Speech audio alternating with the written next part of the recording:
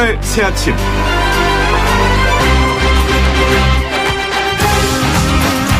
얼마 전 미리 4개의 홀인원 관련 보험에 가입해두고 골프 라운딩을 하던 도중에 동료들 모르게 그린에 먼저 올라가서 발로 공을 슬쩍 홀컵에 밀어 넣은 뒤에 홀인원을 했다 이렇게 외치면서 700만 원의 보험금을 타는 A씨가 항소심에서 징역 1년의 실형을 선고받았습니다. 한편 주민 99명 중 22명이 암에 걸리고 그 가운데 14명이 숨진 전북 익산의 장전마을. 집단 암 발병의 원인이 퇴비로만 써야 할 담배 찌꺼기를 방지 시설도 거치지 않고 유기질 비료로 만들었던 비료 공장 때문이다라는 보고가 나왔죠. 퇴비보다 유기질 비료값이 훨씬 비싸기 때문에 이윤 극대화를 위해서 이런 불법을 저지른 것으로 보입니다. 700만 원의 보험금을 타늘에다 징역 1년의 실형을 선고받은 A씨나 돈에 눈이 멀어 애꿎은 마을 사람들에게 집단 암을 발생시킨 비료 공장이나 모두 소탐대실의 함정에 빠진 결과가 아닌가 씁쓸합니다. 돈 때문에 양심을 팔아서는 안 되겠습니다. YTN 라디오 노영의 출발 새 아침. 지금부터 우리는 양심적으로 시작하겠습니다.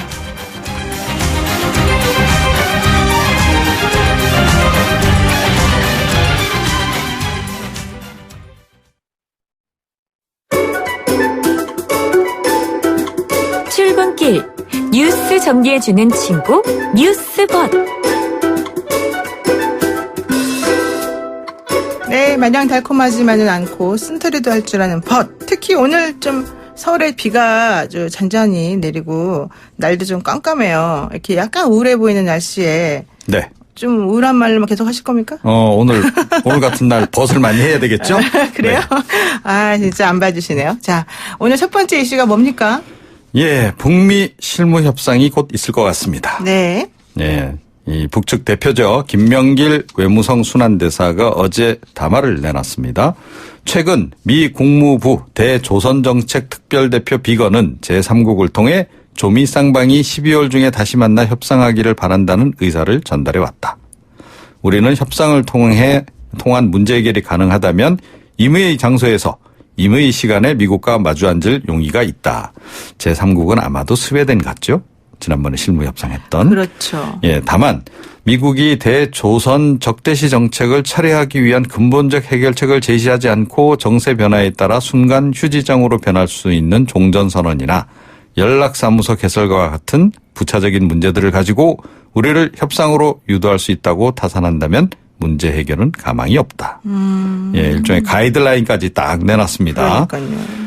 이런 속에 김현철 통일부 장관은 워싱턴 포스트하고 인터뷰에서 북한과 미국이 내년 그 도쿄올림픽 계기로 해서 북한의 미사일 실험과 한미 연합 군사훈련을 유예하는 올림픽 휴전을 검토할 수 있을 것이다.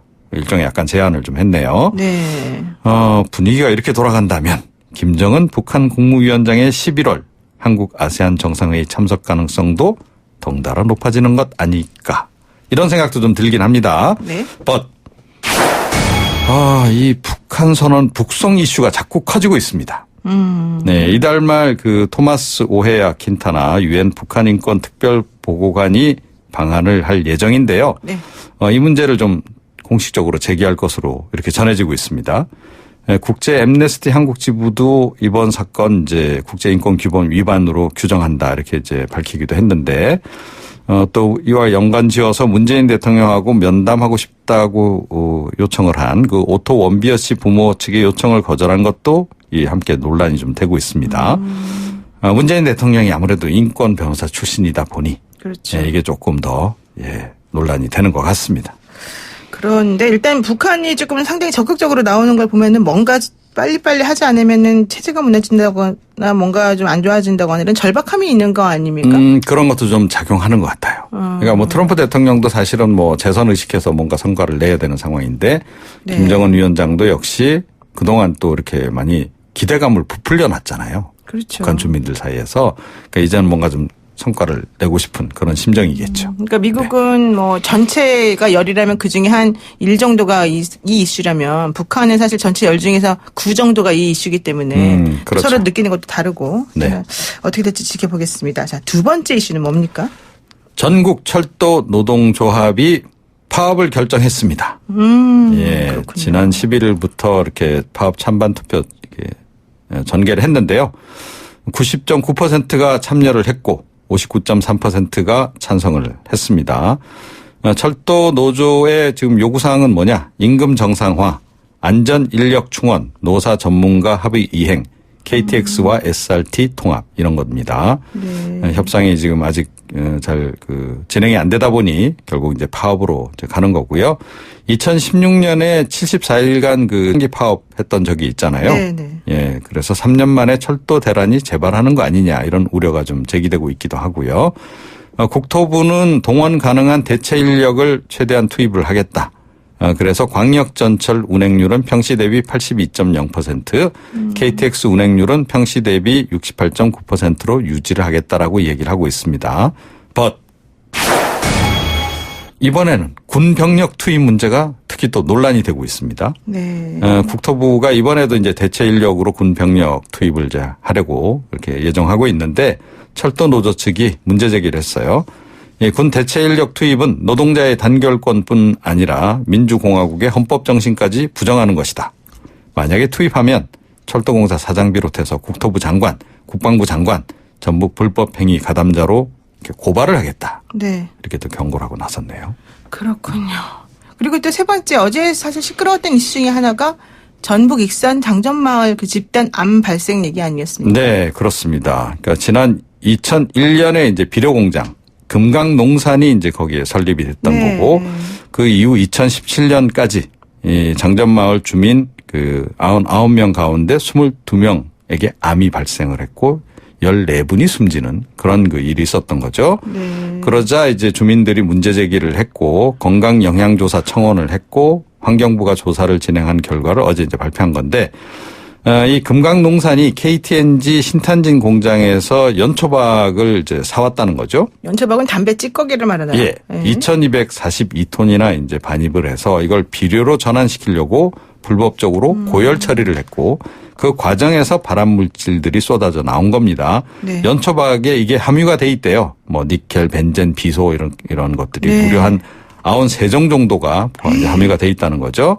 근데 이게 이제 가열을 하니까 다 이제 하늘로 비산이 되면서 다 날아다니는. 예, 이게 이제 주민들이 흡입을 하게 된 이제 이런 겁니다. But KTNG의 연초박은 익산 이외 지역으로도 많이 나갔다는 겁니다. 전북 완주, 경북 네. 김천, 네. 충남 부여, 강원 횡성 거의 전국입니다. 전국 9개 지역 공장으로 팔려 나갔다는 거고요. 네. 이들 공장도 마찬가지 공정을 만약에 거쳤다면 이걸 확인해 봐야 됩니다만 가능성은 있네요. 인근 지역 주민들이 피해를 입었을 가능성이 있는 거죠. 네. 예, 그래서 연초박을 반입한 업체, 지역에 대한 전수조사가 필요하다. 이런 지적이 나오고 있습니다. 그래서 지금 피해자들이 KTNG의 연초박 매각이 제대로 절차에 거쳐서 이루어진 것인지 이것도 좀 확인하고 KTNG를 상대로 손해배상 선고소송을 해야 된다. 이런 얘기도 좀 하고 있습니다. 네. 금강농사는 또 폐업을 해버렸잖아요. 그렇죠. 그러니까 실질적으로 돈 내줄 때는 KTNG밖에 없어요. 그런 것 같긴 이럴 때 되게 합니다. 복잡해집니다. 소송이. 네. 상당히 오래 걸리고. 자, 어쨌든 오늘 말씀 여기까지 듣겠습니다. 고맙습니다. 네. 네, 지금까지 이종훈 시사평론가와 함께했습니다.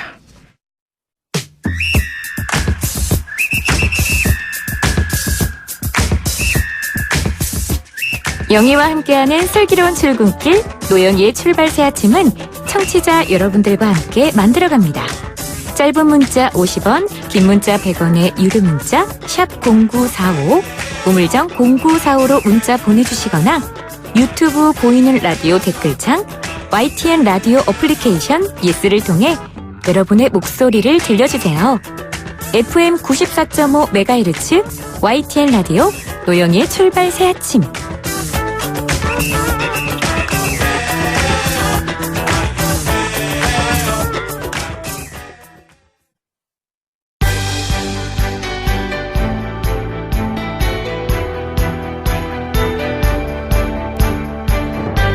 한국 정치를 풀어내는 토론 사이다. 한국 정치를 풀어내는 토론 사이다.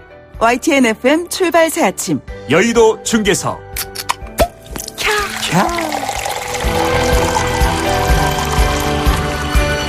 한국 정치를 풀어내는 토론사이다. 그 뚜껑 따는 소리가 캬 시원하게 나오는데요.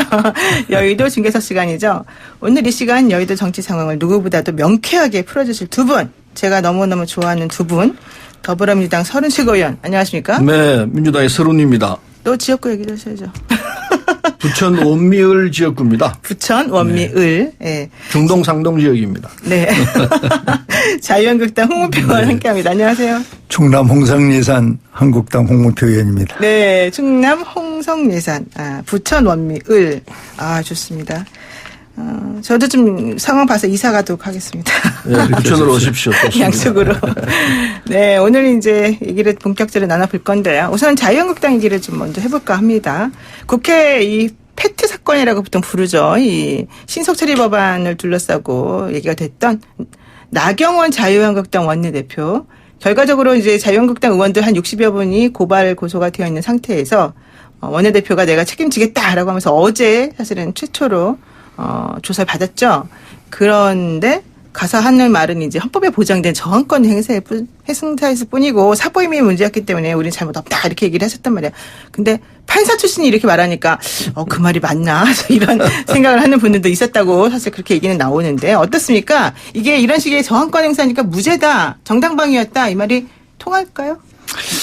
예, 법에는 시작이 있으면은 중간 과정과 결과가 있는데 네. 이 나경원 대표의 말이 상당히 합리적이라고 봅니다. 상당히 합리적이다. 예, 네. 문제는 국정감사 또 정기국회가 끝나면은 곧바로 검찰이 가서 조사를 받겠다 했는데 이제 거의 정기국회가 끝나는 마당이기 때문에 어제 가서 아주 논리적으로 이야기를 잘 한 것 같습니다. 네. 방금 지적하신 대로 네. 국회의원에게 할 수 있는 것은 헌법에 보장된 소위 주권을 행사하는 길인데 어제 아마 본인이 갖고 있건지 우리 한국당이 할 수 있는 이야기를 그 대변인을 아주 제대로 한 것 같습니다. 내용이 일부 나왔습니다만 사보임 문제로 인해서 촉발됐고. 네, 그랬죠. 그 사보임은 여당 혼자서 통과할 수 없는 선거법을 결국은 야합으로 여권을 만들어서 네. 사보임을 했고 그 후 이제 중간에는 아시는 것 같이 국회의장이 편법적인 그 사회를 봉으로 해서 이제 촉발이 돼서 오늘의 큰 이와 같은 사건이 벌어졌는데 그것을 아마 논리적으로 수사관들에게 잘 말씀을 드려서 저는 상당히 납득이 되지 않겠나 하는 생각을 갖습니다. 납득이 되고 아주 정확한 말이었다. 합리적인 말이었다. 이런 얘기를 하셨습니다. 네네. 우리 의원님 어떻게 생각하십니까? 참 듣기가 불편합니다. 불편하십니까? 서른 의원님. 저항권 그리고 사보임 문제 이런 등등은 말이 안 된다는 건 전 국민이 알고 있습니다. 도대체 국회 원내대표라는 분이 저항권 운운할 수 있습니까? 말이 안 되고요. 그리고 사보임은 그동안에 수백 번이 있었습니다. 아무 문제가 없었는데 이번 경우만 시비를 건다는 것 자체가 말이 안 되는 소리이고 네. 논리적으로 앞뒤가 안 맞습니다. 회의 방해한 건 분명하거든요. 네. 전 국민이 봤습니다. 네. 들어눕고 감금하고 그거 다 봤지 않습니까? 그렇죠. 그 명백한 사실을 가지고 잘못했다고 얘기를 하고 들어가야지 그걸 아니라고 우기고 저항권 운운하는 것은 국민을 또 한 번 바보로 만드는 겁니다. 저라면 절대 그렇지 않아요. 잘못했다. 그거는 분명히 우리 잘못한 거다. 책임지겠다. 이렇게 나가야죠. 네. 무슨 저항권 운운하고 말도 안 되는 소리를 합니까? 이건 정말 대처를 잘못하는 거로 저항권의 문제가 정말 솔직하게 아니다. 얘기를 하고 네. 그때 우리가 흥분해서 그렇게 됐다. 네. 내가 책임진다. 네. 그런 게 책임진다 얘기는 했습니다. 책임질 일이 있다. 그 단서를 달았습니다만은 책임 분명히 져야죠. 네. 그러나 문제는 본인만이 아니라고 60명이 저는 다 같이 책임져야 합니다. 네, 좋습니다. 그러면요, 홍 의원님. 지금 네. 나경원 원내대표가 한 말 중에서 책임지겠다. 이 말이 또 사람들의 얘기를 조금 끌어내는 면이 있는데 어떻게 책임을 지는 거예요? 아니, 이런 그러니까 형사적인 책임질 문제를? 일이 있다면은. 네, 예, 있다면은. 원내대표로서 네. 책임을 지겠다 어제 분명히 이야기를 했고. 그러니까 그 책임이 뭔데요? 어떻게 지는 건데요? 그러니까 이제 책임질 일이 있다라는 건 이제 사법적으로 문제가 나올 거 아닙니까? 네, 그러면? 거기에 대해서 자기가 책임을 지겠다는 것인데 네. 지금 어느 부분을 어떻게 책임진다는 얘기를 스스로 할 수는 없고. 본인은 할 수 없고. 이제 수사에서 재판에서 어떤 부분이 나오면은 원내대표로서 책임질 부분이 있다면 책임지겠다. 이제 이런 이야기고. 네.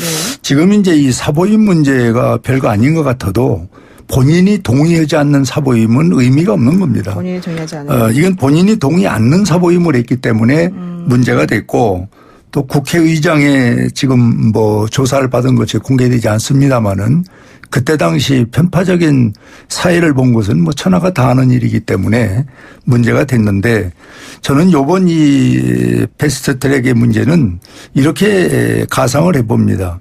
집에 강도가 들어왔다. 네, 강도가. 그러면 이걸 막아야죠. 또 몸싸움도 해야죠. 그런 지경의 이 패스트트랙이 아니냐. 이렇게 저희들은 보고 있는 겁니다. 근데 존경하는 홍 의원께서 비유로 말씀하셨습니다만 지금 잠깐 강도가 누구고 나가야 될 사람 누구라는 건가요? 잠깐 실수하신 것 같습니다. 표현이 지나쳤고 그건 아니고요.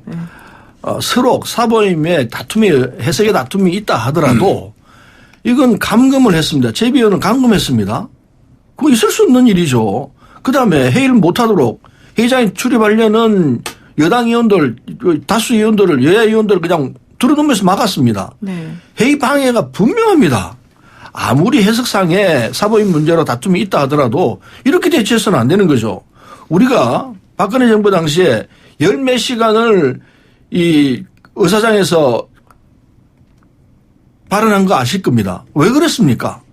이유는 이 장치가 있다는 우리가 너무나 잘 알기 때문에 절대로 이래서는 안 된다. 합법적으로 할 수 있는 이 의사진행에 그 방해를 하자. 이래서 그랬던 거 아니겠습니까?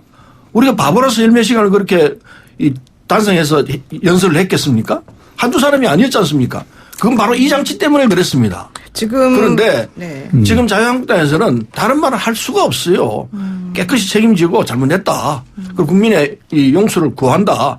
책임지겠다. 이렇게 나와야 됩니다. 지금 보이는 라디오로 보시는 분들은 우리 서른 의원님 표정을 보셨을 거예요. 상당히 좀 약간 경직돼 있고 좀 얼굴이 붉어지는 모습을 보셨는데 어떻게 보십니까? 근데 이 의원님? 부분은 우리가 전체를 놓고 보면은 단초가 네. 정상적인 소위 의원 활동을 할 수 있는 상황이었다면은 이렇게 촉발될 수가 없죠.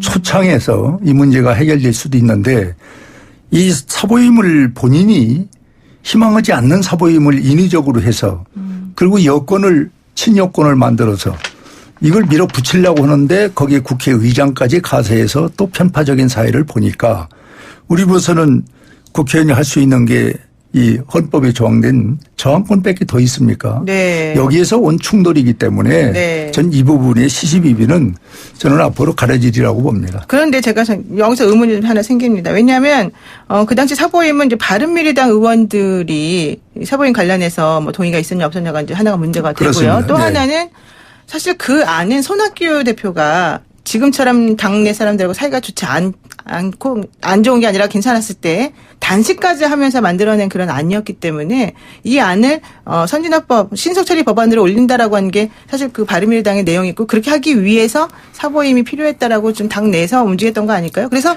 지금 이 당내적으로 봤을 때는 만약에 사보임이 문제였다 그러고 동의하는 게 문제였다면 자유한국당 의원들이 나설 게 아니라 바른미래당 의원들이 나서야 되는 건데 이거 좀 이상하지 않냐 이런 얘기 그 있거든요. 사보임을 해서 친여권으로 같이 합류를 하니까 숫자상의 문제가 되기 때문에 저희들이 거부를 한 것이죠. 원칙대로 하라는 것을. 바른미래당 사보임 의원님. 문제는 바른미래당의 사안이었습니다. 아니, 그 그걸 바른미래당에서 한다는 것 했는데 자체도 그 바른미래당에서 한 것이 네네. 정상적인 사보임이었다면은 말을 않는데 네. 아니, 제가 본인이 희망하지 않는데 사보임을 인위적으로 다 시켜놓고 숫자를 채워서 밀어붙이니까 이것을 문제 삼는 거죠. 네, 사보임에는 다툼의 여지가 있다 하더라도 만에 하나 양보를 해서 그렇다 하더라도 그걸 이런 식으로 막는 것은 불법이죠.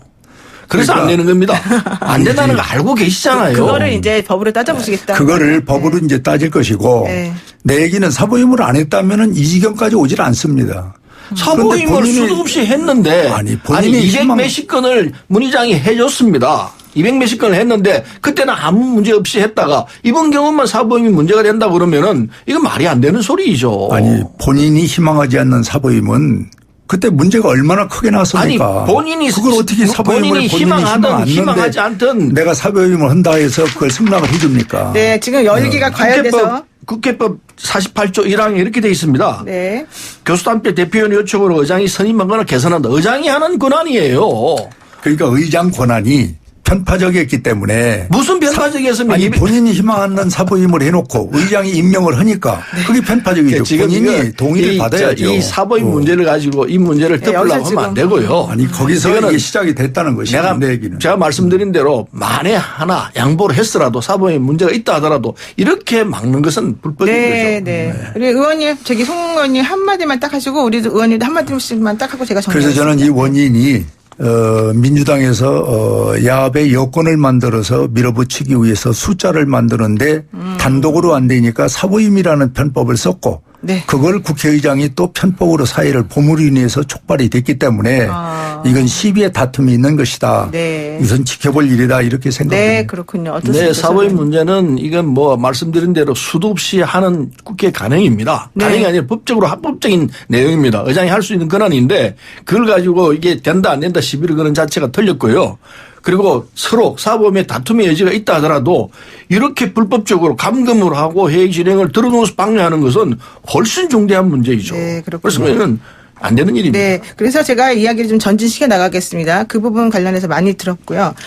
지금 나 원내대표가 이제 어쨌든 조사를 받고 나니까 그 다음에 그러면은 그 한국당에 고발 고소되어 있는 60분의 의원들이 또 나가서 조사를 받을 것이냐 이제 이게 문제란 말이죠. 근데 박지원 의원 같은 경우에는 나경원 대표가 나갔으니까 당연히 나머지 분들도 다른 분들도 나갈 거다 이런 얘기 했지만 또 자유한국당의 다른 분들 어제 저희가 인터뷰도 했습니다만은 아니다 대표가 대신 나가서 일단 했고 우리는 나갈 생각이 없다 이런 얘기 또 좀 하는 분들이 있더라고요. 어떨까요? 아직까지 뭐 저희 당론으로 결정된 바는 없지만은 당의 대표나 원내대표가 내가 대표로서 받겠다 이렇게 사명감을 갖고 네네. 두 분이 갔었기 때문에 그것으로서 우리는 그렇죠. 결론을 내고 그리고 다음 순서로 가는 게 어떠냐 이렇게 지금 내용적으로는 진행을 하고 그러니까 있습니다. 나머지 60분은 그냥 일단 대표들이 나가서 조사 받았으니까 네. 우리는 일단은 안 나가는 쪽으로 좀 네. 보자 이렇게 지금 얘기하신다는 거예요. 어떻게 보세요?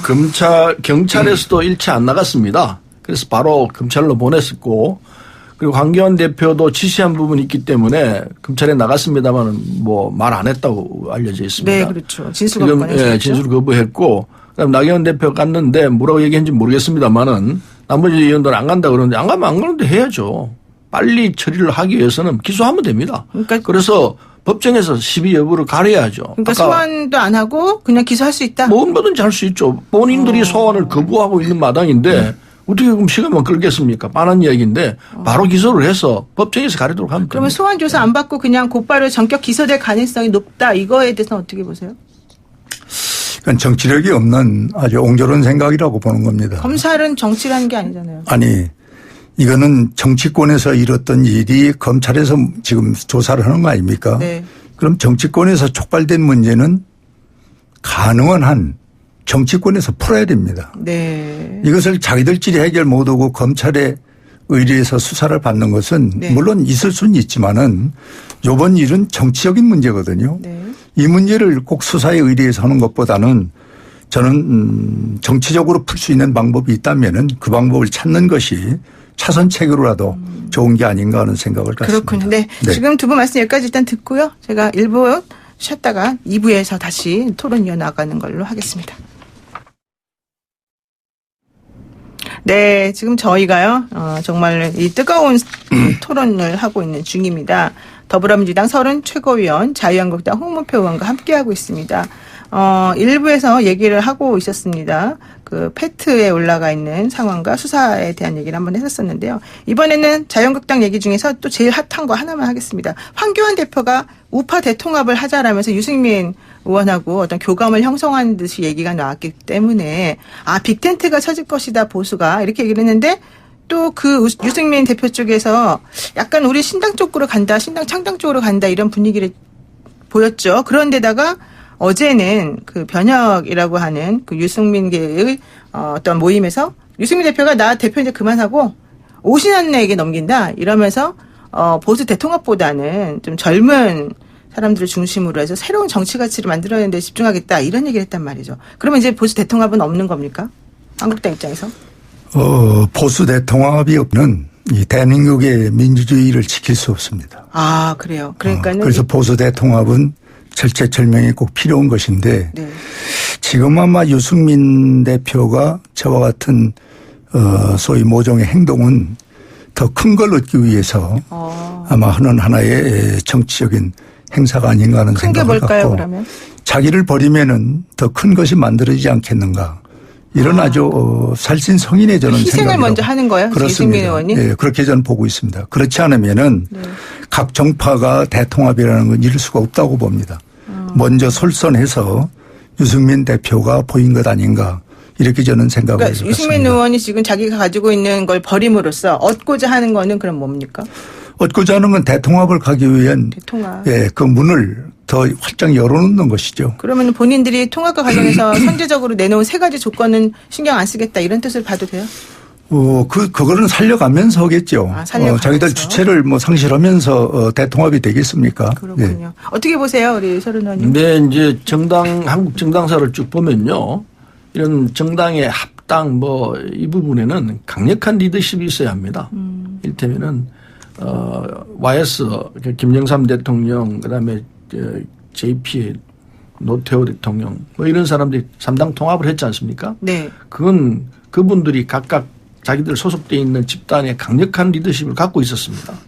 그것 없이는 잘 안 됩니다. 네. 그런데 지금 이 황교안 대표나 또는 뭐 유승민 이런 분들이 갖고 있는 그 정도의 파워 가지고는 안 되게 돼 있습니다.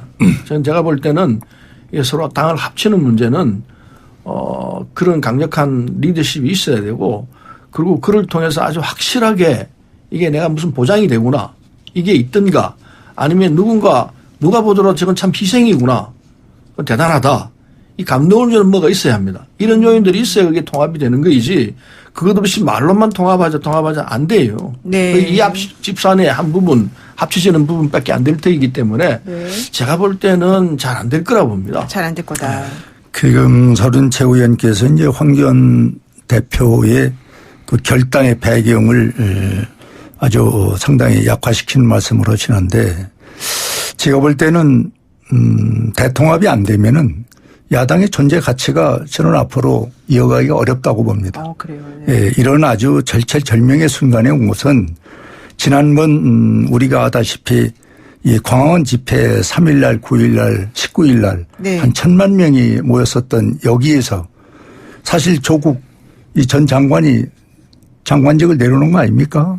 그럼 그거를 우리가 보고 네. 또 여기서 기득권 싸움이나 하고 정파 싸움이나 해서 이 나라가 되겠는가 이런 절실한 상황에 아마 황 대표가 결단을 내려서 했고 유승민 대표도 자기 나름대로의 정치적 마인드를 살려가면서 네. 이제 어느 때인가 이 극적으로 저는 통합이 안 되면은 국민이 야당을 인정하겠습니까?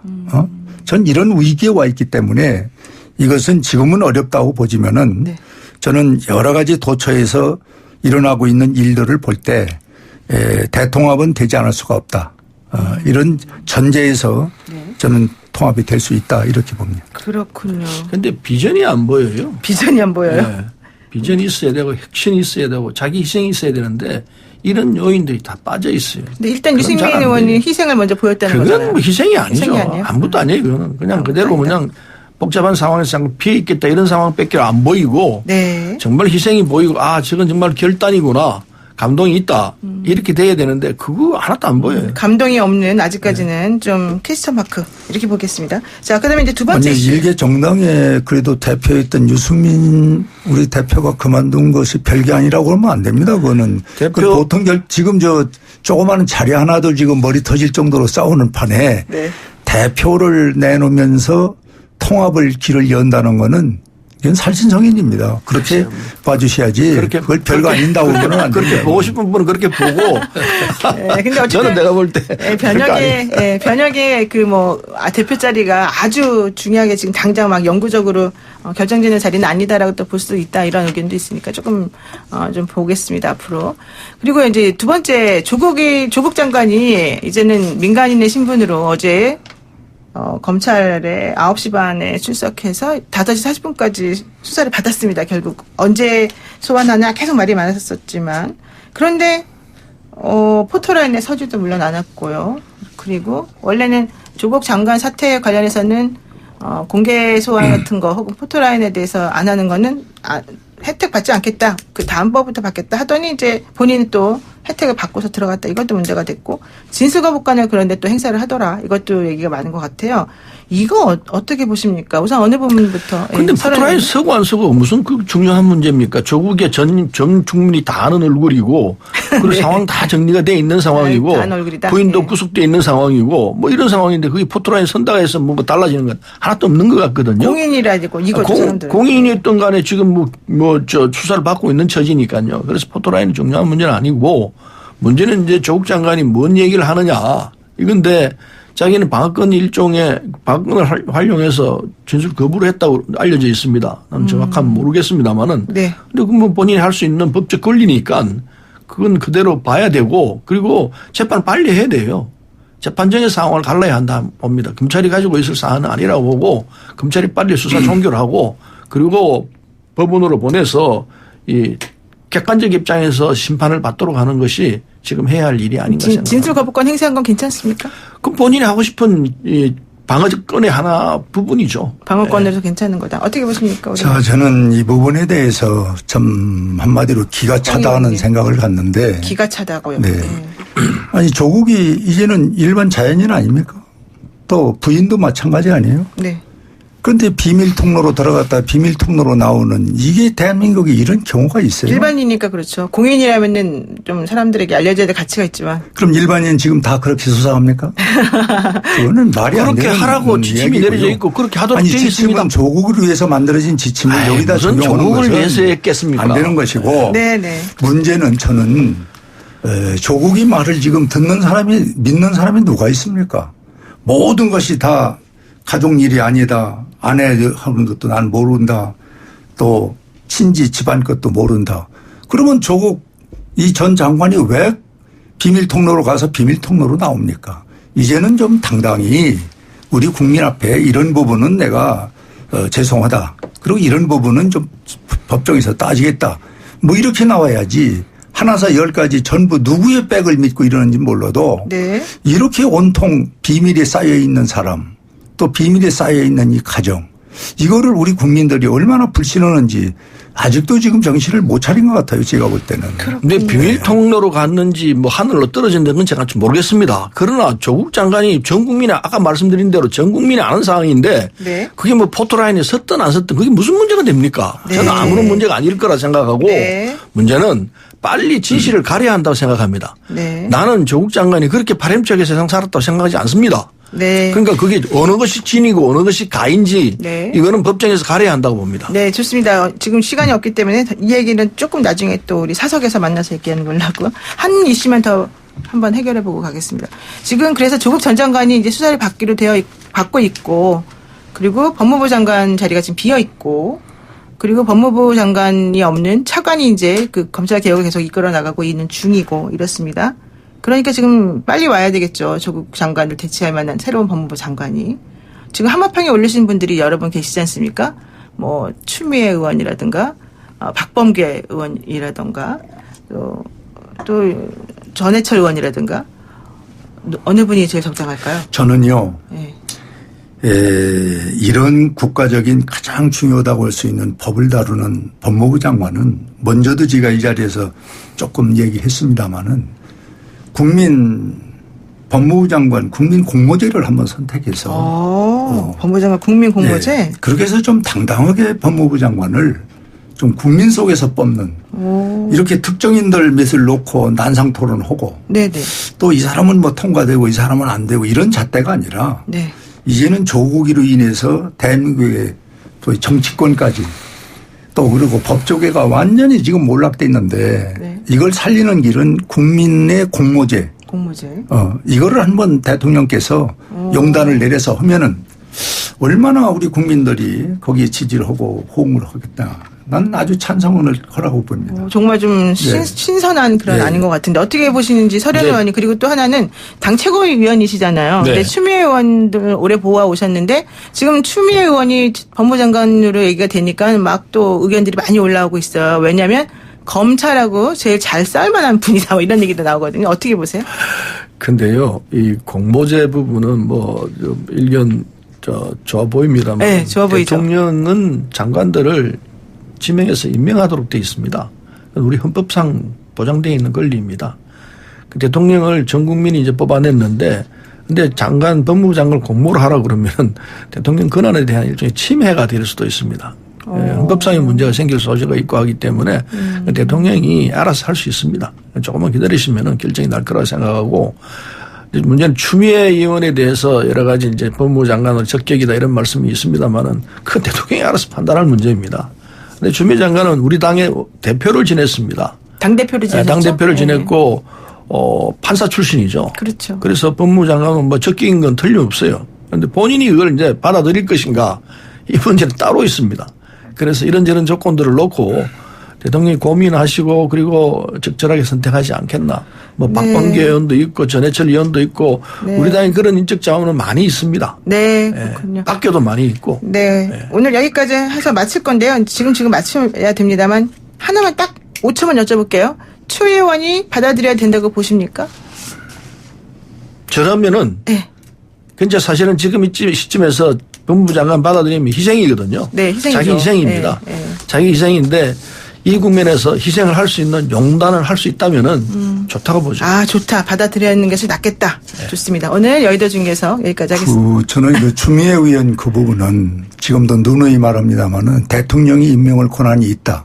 그걸 내려놓고 국민에게 돌려줘서 국민이 선택을 할 수 있는 네. 이것이 더 좋은 난 방법이라고 생각합니다. 그렇습니다. 네, 저희가 이제 정말 끝을 내야 됩니다. 고맙습니다. 두 분. 네, 감사합니다. 네. 네, 더불어민주당의 서른 최고위원 자유한국당 홍문표 의원과 함께했습니다. 네, 3부에서 돌아올게요.